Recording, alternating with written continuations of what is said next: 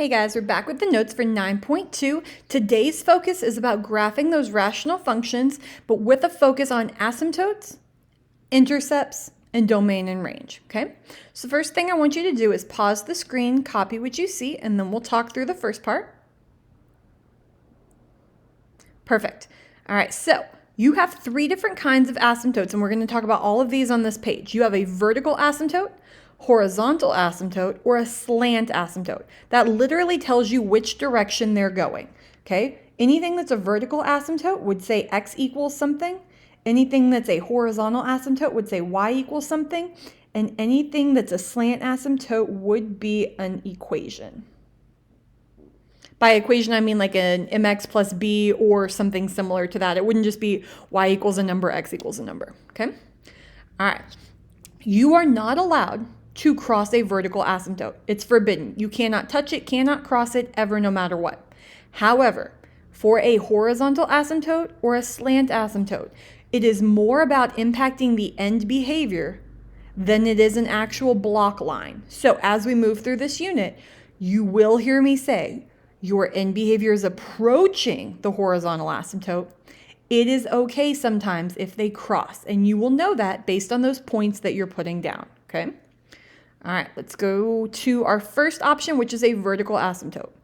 A vertical asymptote happens whenever you set, and I totally have that wrong. Let me fix that real quick. A vertical asymptote happens whenever you set the bottom, please change that to bottom. If the bottom is equal to 0, basically what we're saying is I am not allowed to divide by 0, right? If I have a number up here divided by 0, that comes out to does not exist or undefined. So we are trying to figure out what possible x values would make the bottom 0, okay? So let's say we're solving this problem. I'm going to say x minus 4, that's my denominator, equals 0. What would that x have to be? X would have to be a positive 4. That means there is a vertical asymptote at x equals 4. Okay? All right, one more time. Vertical asymptotes comes from making the bottom equal to 0. Let's talk about the next one. End behavior when it comes to horizontal and slants comes from the same decision. So when I'm trying to find these, it depends all about the degree. I'm going to have you pause the screen for just a second, copy anything that you don't already have, and then we'll get started. Perfect. Okay. So when you were deciding a horizontal or a slant asymptote, you were focused on the degree of the numerator and the degree of the denominator.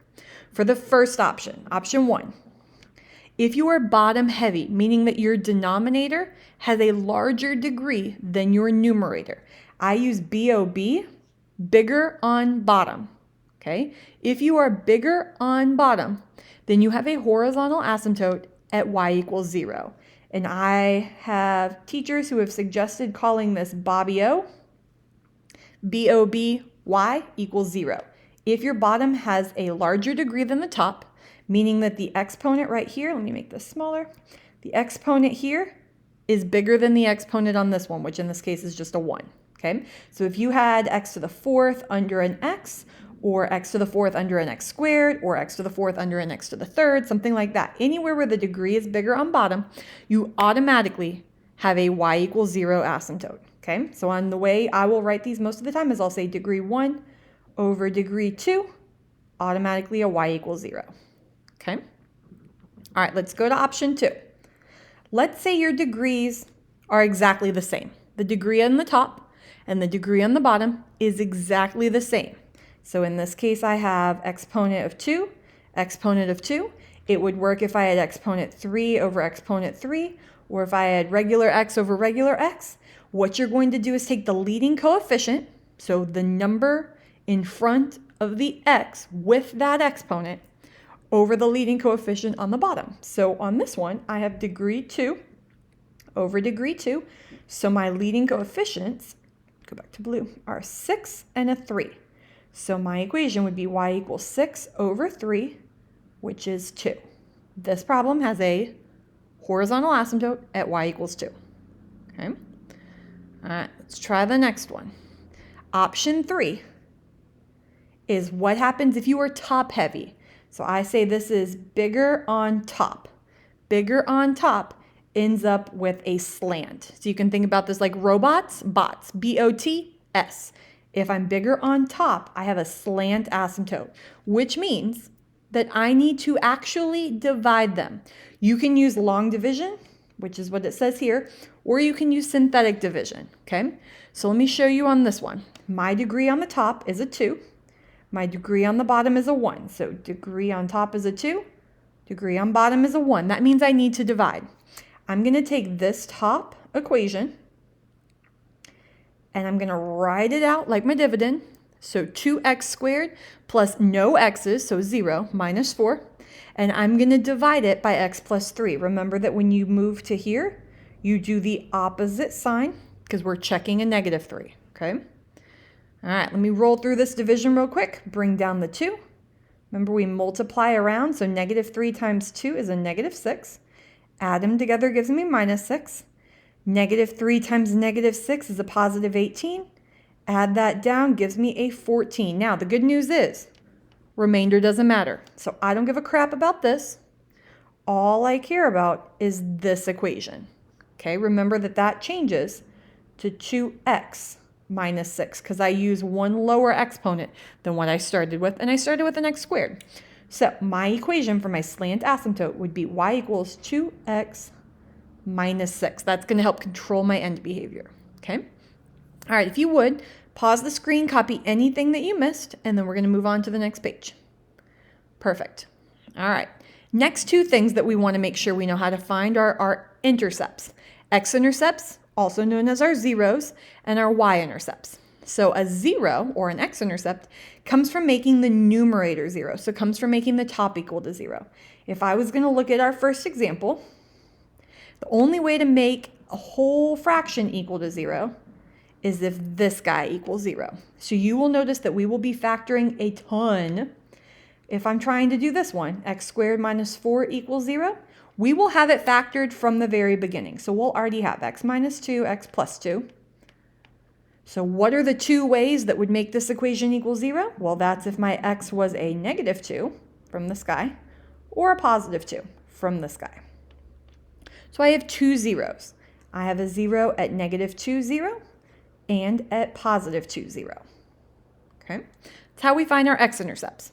When it comes to finding a y-intercept, all you have to do is plug in 0 for the x and simplify.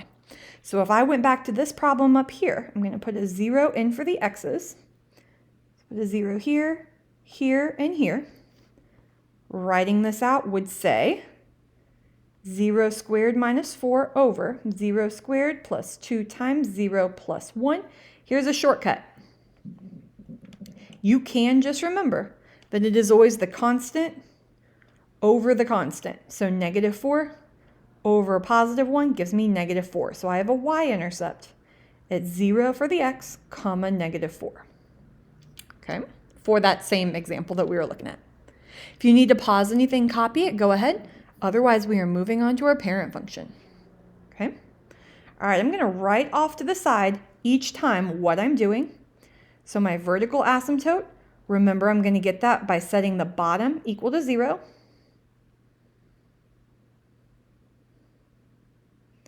So in this case, if I make the bottom x equal to 0, then that just is my asymptote.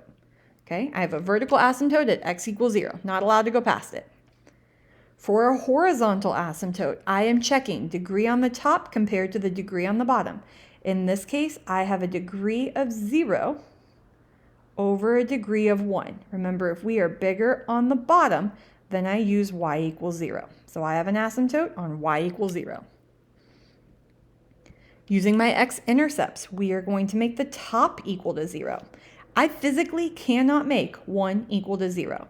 So I do not have any x-intercepts.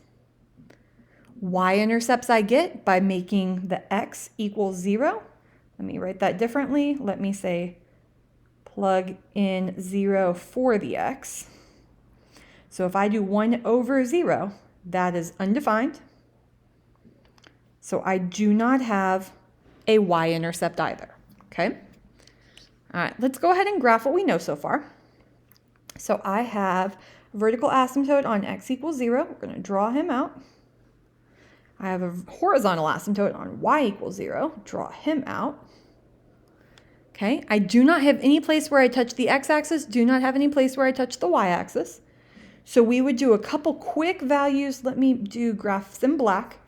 We already know from using our table in 9.1 that we use -2, -1, -1/2, and then the positive versions of those.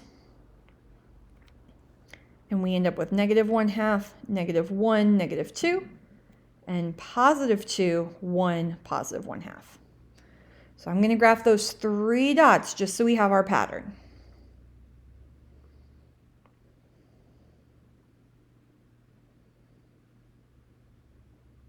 Okay, you are not allowed to touch the asymptotes. Remember that one more time. So when you're taking and connecting those dots, do your best to make sure you do not cross the lines.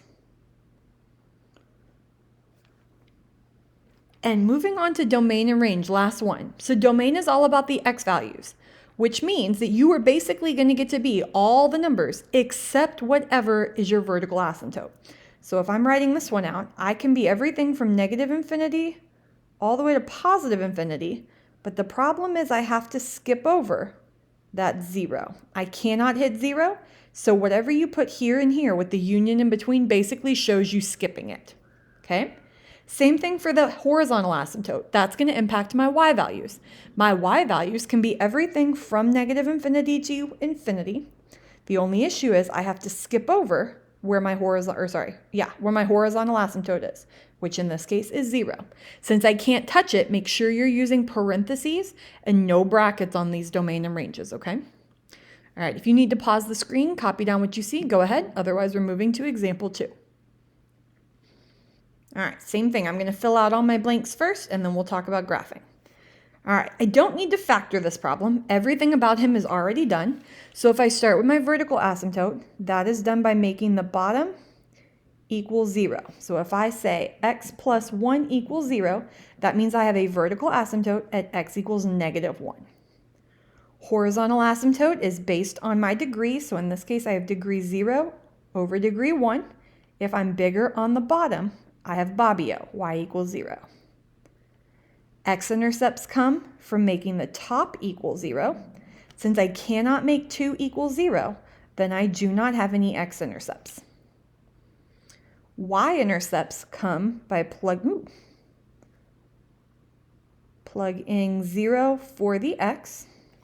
So if I do that, I have 2 over 0 plus 1. 2 over 1 makes 2, so I have a y-intercept at 0, 2. Okay. All right, let's go ahead and graph what we know. I have a vertical asymptote at -1. I have a horizontal asymptote at 0. I do not have any places where I touch the x-axis, but I do have one place, 0, 2, where I cross the y-axis. Okay. All right, we can fill in a couple quick table values. You could even treat this as a transformation, okay? I know that since there's a 2 up top, I'm doing a stretch. So I can think about this as I would normally go 1 and 1, but I went up twice as far. So if I normally would go 1/2 up to 2, and I go up twice as far, then I want to go up to 4. So that's where I'm going to put my next point.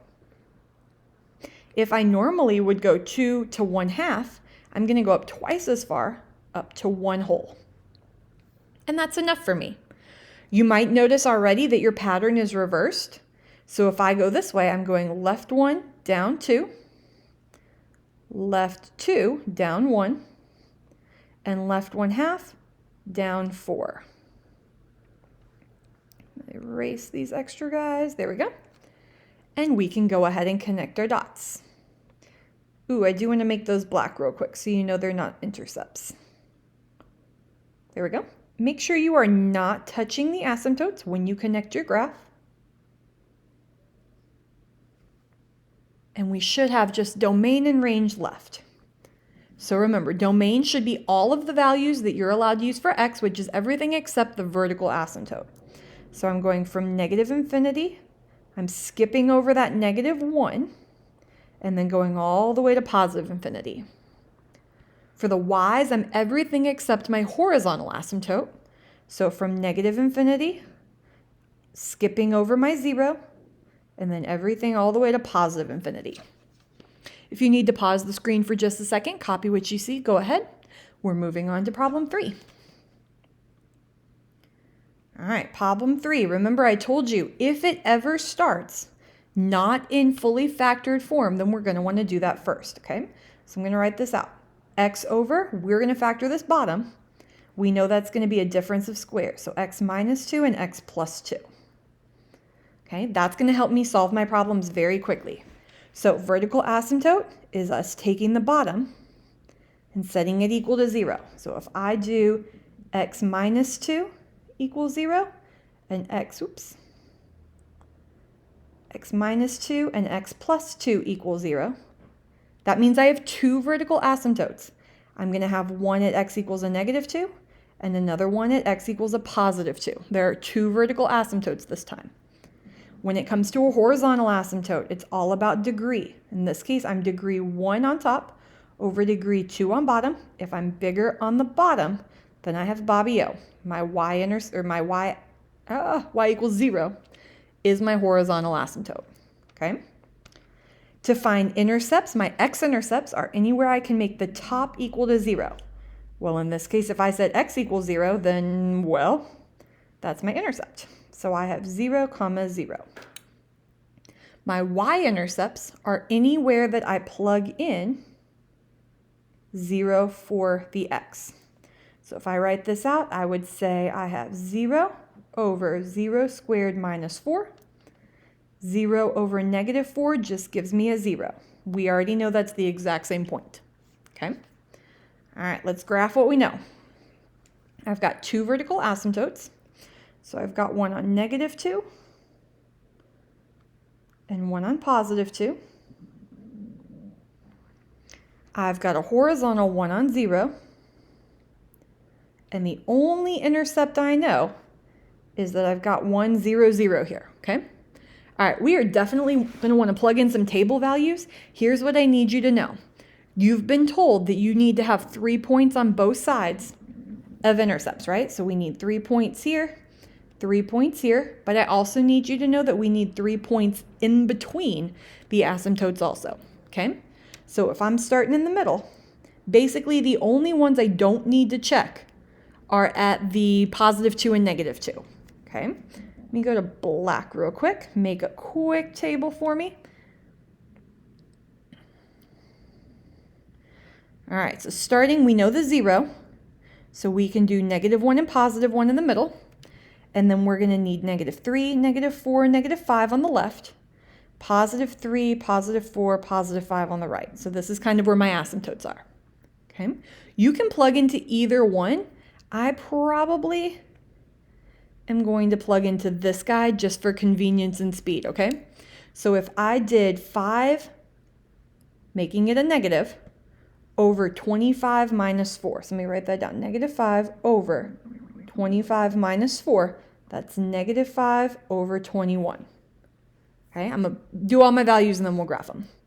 On the next one, I would do negative 4 over 16 minus 4, which is negative 4 over 12, or negative 1/3. Negative 3 over 9 minus 4, which is negative 3 over 5. Okay, let's graph those points real quick.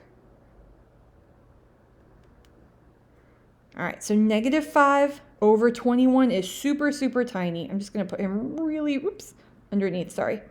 Really, really low over here. Negative 4 is going to go to negative 1/3. And negative 3 is going to go to negative 3/5. Okay, so when I look at these, I know that I can't cross, but I also know that I have to approach both of those asymptotes. So it's going to look like this. Okay, all right, let's plug in our negative 1. So if I do negative 1 over 1 minus 4, now I have negative 1 over negative 3, which is positive 1/3. Plugging in a positive 1, I have 1 over 1 minus 4. which gives me a negative 1/3. So that means on my graph, this one is going up, this one is going down. So if I have to approach my asymptotes, that means that this guy is approaching up, this guy is approaching down. Okay. All right, we're going to do the same thing, 3 more problems. We're going to do 3, 4, and 5. So if I do 3 over 9 minus 4, I get 3/5, same number, right? It's just positive. 4 over 16 minus 4 is going to give me 1/3, again, same number, just positive. And last one, 5 over 25 minus 4, 5 over 21, it's the same number, it's just positive, okay? So we're graphing, these are going to be really, really low. As long as you approach the asymptotes, you know you have your graphs in the right spot, okay? If you need to pause that so far, go ahead and take a minute to do that. We are going to do domain and range. All right, now this time we have 2 blocks for my vertical asymptotes. So here's what this is going to look like. You're going to have 3 different intervals because you have 2 different numbers to skip. You're starting from negative infinity, ending on positive infinity, but you have to skip -2, and you also have to skip +2. So whatever you put here and here is your first skip, here and here is your second skip, okay? For the horizontal asymptote, I only have 1 skip, so I can go from negative infinity to 0, skip it, and then from 0 to positive infinity, okay? All right, that is the end of problem 3. We are moving on to problem 4. All right, problem 4 is not factored again, so we do need to do that first. If I was going to factor x squared plus 2x minus 8, I'm going to do a 4 and a 2. So 3x over x plus 4 and an x minus 2.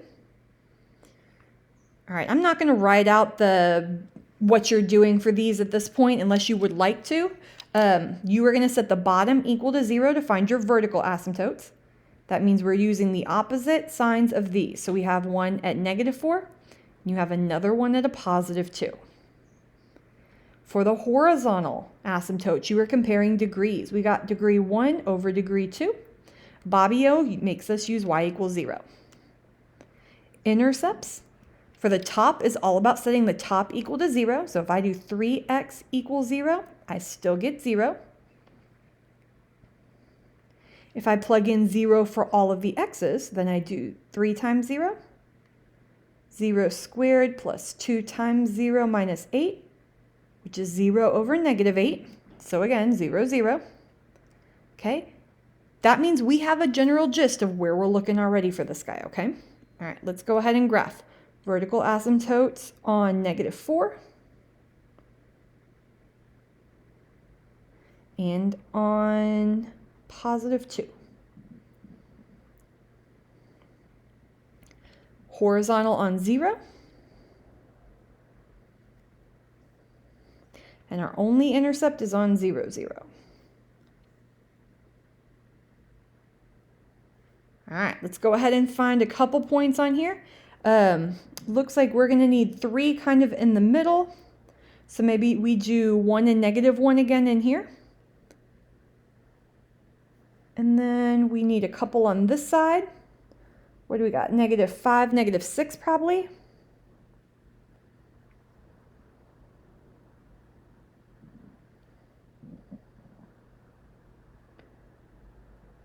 And then over on the right side, we can check 3, 4, and 5. All right, we just need a general trend of which way they're going, okay? All right, so we are going to do 3 times the x number on top, and then squared plus 2x minus 8 on bottom. All right, let's go kind of quickly through this. The top, we're going to end up with -18. On the bottom, we're going to have 36 minus 12 minus 8. So that gives us -18. What do we got? 36 minus 20 is 16. So -9 over 8. Okay, let's see if we can find where that is. So -6, -9 over 8. So just barely bigger than 1. If we're doing -5, that means we've got -15 over 25 minus 10 minus 8. So 25 minus 18 gives me 7. -15 over 7 does not simplify. So we're at about -2, just barely over -2. I would say that's probably enough for us to go ahead and connect our graph here. Remember, you are just approaching the asymptotes. Okay.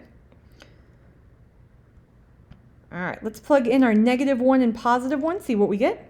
So I've got -3 on the top over a 1 minus 2 minus 8.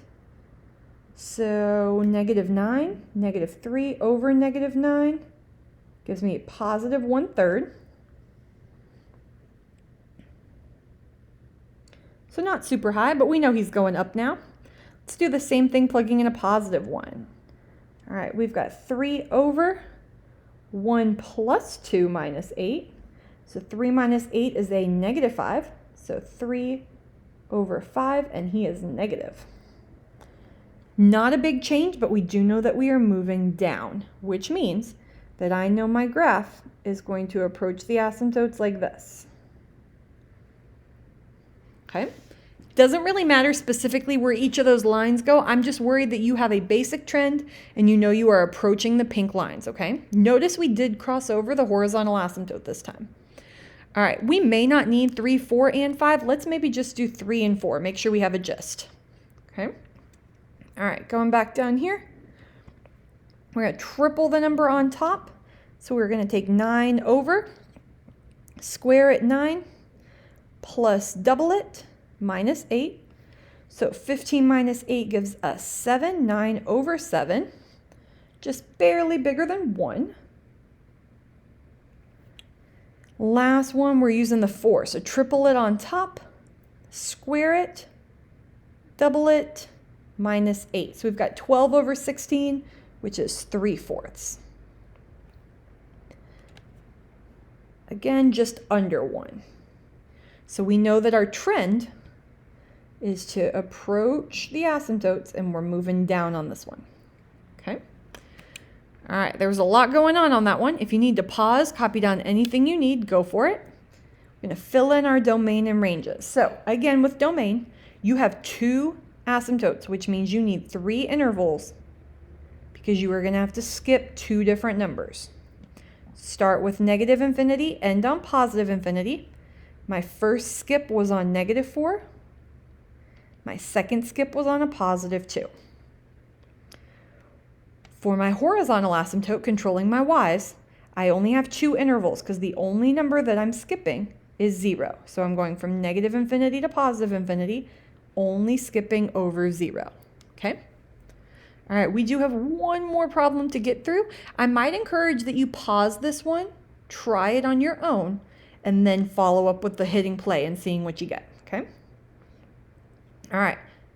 This one is already as factored as it can be. So if I set my bottom equal to 0, that's x minus 1 equals 0. That must mean that I have an asymptote at x equals 1. If I'm looking for a horizontal asymptote, that means I'm taking my degrees. I got a degree of 1 on top and degree of 1 on bottom, which means I'm taking my leading coefficient 2, that's this guy, over the leading coefficient on the bottom, which is 1. My horizontal asymptote is going to be at y equals 2 this time. It's a little bit different. My x-intercepts are by making my top equal 0. So 2x plus 1 equals 0.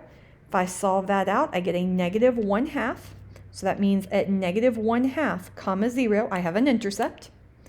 And my y-intercept is by plugging zeros in for all the x's. So 2 times 0 plus 1 over 0 minus 1. That gives us 1 over -1, which is -1. So 0, -1 is also an intercept, okay? At this point, you might just recognize that your range on these ones and domain can already be determined. So if I look at this one, I'm going from -infinity, skipping over that 1, all the way to +infinity. And for my range, I'm going from -infinity, skipping over 2, all the way to +infinity, okay? All right. There are 2 edits on this that we're going to go back and look at that I do want to point out, but we're going to finish number 5 first, okay? All right. Number 5, I'm going to go ahead and do my vertical asymptote on 1 to start. Horizontal asymptote this time is on 2. And we know we have 2 intercepts. So we have -1/2, 0, and 0, -1. Okay, right here already, I do not need to test any more points. I know right now that this is my trend. Okay. I also know that I can probably assume that it is symmetrical on the other side up here.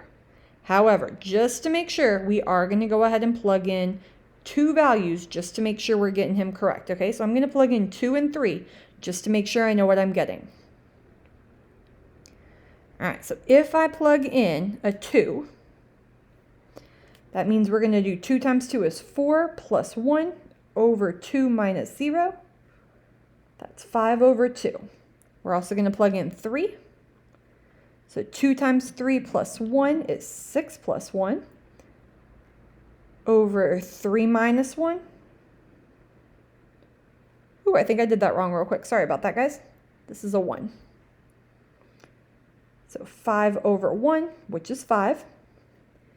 And then that next one, making sure 2 times 3 plus 1 is 7. On the bottom, 3 minus 1 is 2. All right, so 7 over 2. So we do need a 5 and a 3.5, or 7 over 2. All right, so about the exact same. See how we've got 3 down here? We've got 3 up here. Go ahead and connect your dots. You know you are approaching the asymptotes. So that is the finalization for problem 5. Now I do want to go back. I made the errors on purpose, but I do want to go back and talk to you about 2 things. You have been shown that vertical asymptotes block your domain and horizontal asymptotes block your range. But we also talked about at the very beginning, sometimes you cross over a horizontal asymptote, okay? So if you notice on this one, my range is blocked right here. My black curve of my graph never, ever, ever hits 2. Same thing if I go up to these top ones. My range on number 1 never crossed over that black line, so I never hit 0. Number 2, my black graph never crossed over the 0 right here. I never used it for range. But if I look at my graphs for 3 and 4, you will notice that in this area, my y's used every single number here, okay? So if you ever cross over your horizontal asymptote, your range actually changes. So this is where I want you to make 2 edits. Your range on problems 3 and 4 did not skip over 0. You used every number from -infinity to +infinity. And that's because you crossed over your asymptote. Same thing on number 4. You did not stop on 0. You actually used every number from -infinity to +infinity. Okay? So, basic rule is you use the y's to block your range and the x's to block your domain. You do need to go back and double check for the range whether or not you crossed it or not. Okay? All right. If there's anything you missed, go ahead and pause the screen where you need it, copy what you missed, and we are done with the notes for 9.2.